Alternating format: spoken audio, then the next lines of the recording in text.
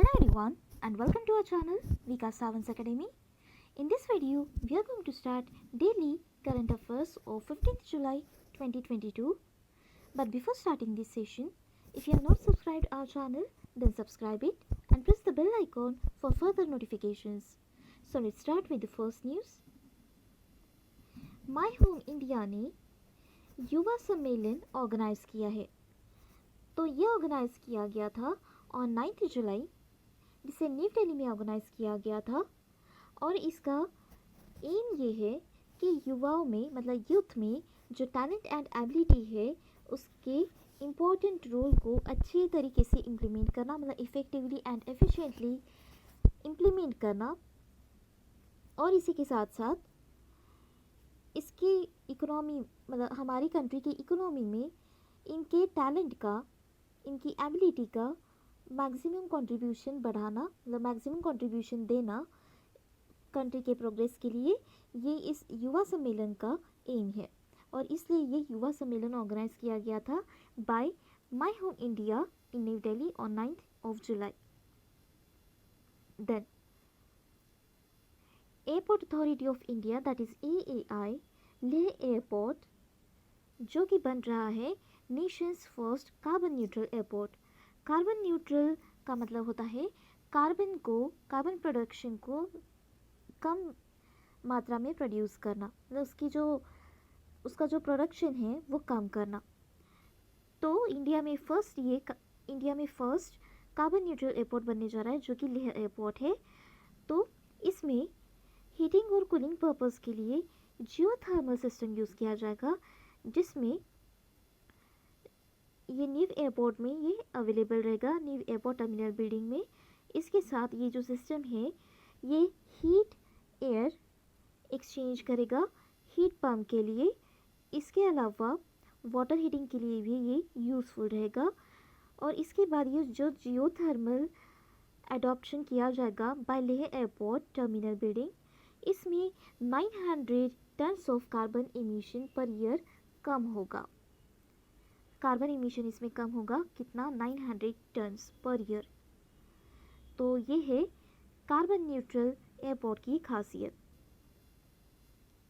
Then Indian women's cricket team announced by BCCI। तो board of control for cricket in India, इसका BCCI का आप full form याद कर लीजिएगा, हो सकता है एग्जाम में पूछा जाए। तो BCCI ने recently Indian women's cricket team select की है कॉमनवेल्थ गेम्स के लिए।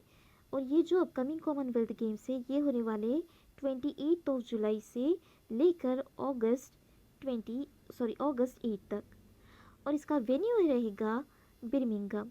ये बिर्मिंघम ये वेन्यू भी आपको याद रखना है। इसके बाद ये 15% टीम होगी, जिसमें लीड करेगी हरमनप्रीत कौर, जिसमें स्नेह राणा, हरलीन देओल और तानिया भाटिया ये विकेट कीपर रहेंगे। देन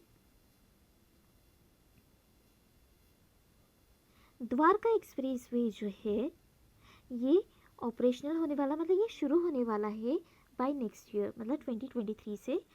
तो जो हमारे road transport and highway minister है दैट इज़ नितिन गडकरी, ये इनके अकॉर्डिंग ये जो फर्स्ट एलिवेटेड अर्बन एक्सप्रेसवे है, याद रखिएगा जो द्वारका एक्सप्रेसवे है ये फर्स्ट एलिवेटेड अर्बन एक्सप्रेसवे है, जो कि ऑपरेशनल होने वाला है, मतलब इम्प्लीमेंट होने वाला है 2023 से।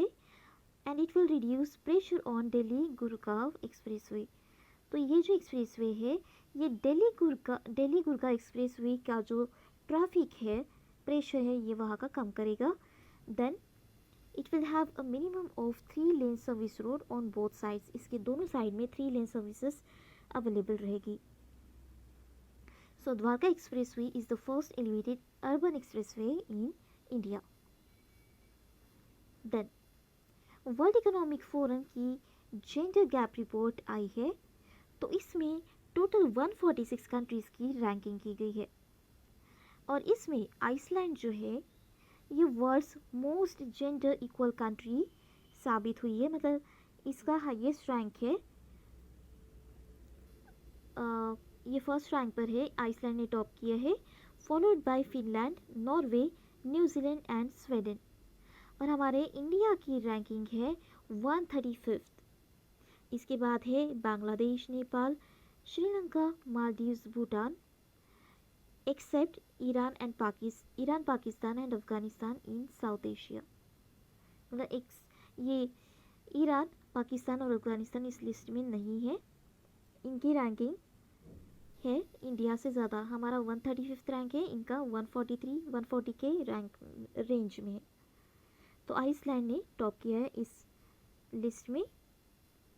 Then newly appointed temporary chairperson of Karur Vysya bank, Karur Vysya bank ने टेम्पररी चेयरपर्सन अपॉइंट किए हैं। ये प्राइवेट सेक्टर बैंक है, मतलब प्राइवेट सेक्टर लेंडर है। सो इसमें मीना हेमचंद्रा जो है ये अपॉइंट हुई है as temporary chairperson of Karur Vysya bank for a tenure of 3 years। इनका टेन्योर रहेगा, मतलब ये रहेगी 3 साल के अपॉइंटमेंट इनका फिक्स किया गया है।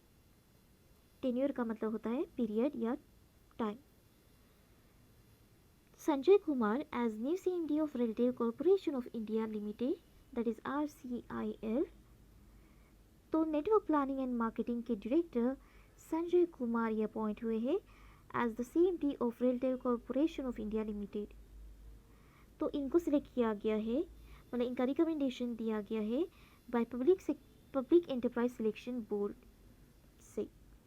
तो संजय कुमार जो है ये रिप्लेस करेंगे अरुणा सिंह को। इनके पहले अरुणा सिंह CMD थी और अभी संजय कुमार रहेंगे। Then ICC players of the month for जून।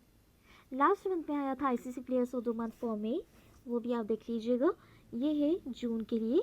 तो इस बार है इंग्लैंड के इनफॉर्म बैटर जॉनी बेयरस्टो, ये अनाउंस हुए हैं ICC player of the month for जून 2022। इसके अलावा ये तो इंग्लैंड के हैं मेल। अब साउथ अफ्रीका की power hitting batter Marizanne Kapp has been announced as the women's player of the month. Males player of the month में है जॉनी बेयरस्टो और वुमेन्स प्लेयर में है Marizanne Kapp. Then Narayan Kumar honoured with Japan's order of the rising sun award. इन्हें यह award दिया गया south India में।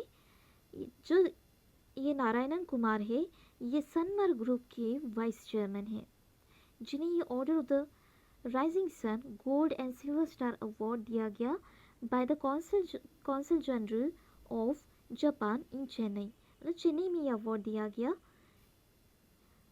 और इनका जो कंट्रीब्यूशन रहा है वो रहा है इकोनॉमिक रिलेशंस, मतलब इंडिया और जापान के इकोनॉमिक रिलेशंस को स्ट्रेंथन करने के लिए, इसलिए इन्हें ये order of the rising sun ये अवार्ड दिया गया।